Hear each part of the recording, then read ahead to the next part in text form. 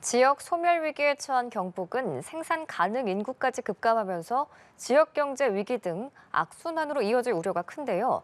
경북도는 이런 위기 극복을 위해 전국 지자체 중 처음으로 경북형 이민 정책을 발표했습니다. 정지윤 기자입니다. 지역 농산물을 가공해 대기업 등에 납품하는 이 공장엔 직원 절반이 외국인 노동자입니다.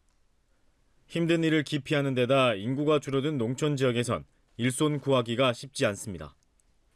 부족한 인력을 외국인 노동자들이 대신하고 있지만 취업 비자와 체류 기한 등 문제로 업체는 어려움을 호소합니다.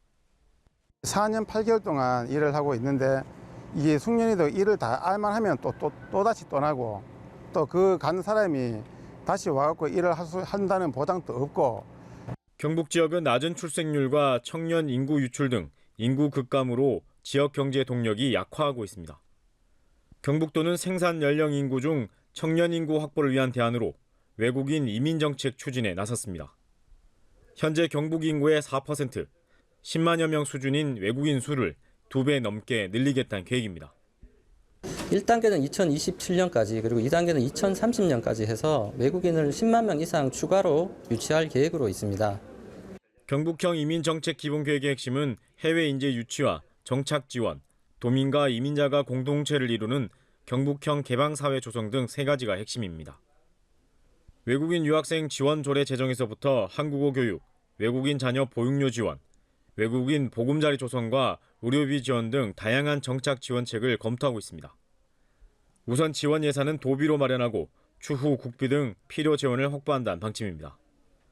다만 이민 정책의 핵심인 비자 문제는 경북형 이민 정책 추진을 위해 반드시 해결해야 할 과제입니다.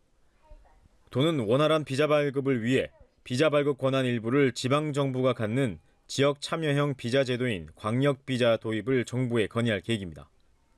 하지만 비자 발급 권한은 정부가 가져야 한다는 관련 부처의 강경한 기본 입장과 불법 체류자 문제 등으로 인한 출입국 관리법 개정 등 논의가 쉽지 않은 상황입니다. 도는 우선 지역별 비자 할당 방안 등 다양한 해법을 마련해 정부 관계부처와 협의해 나갈 계획입니다.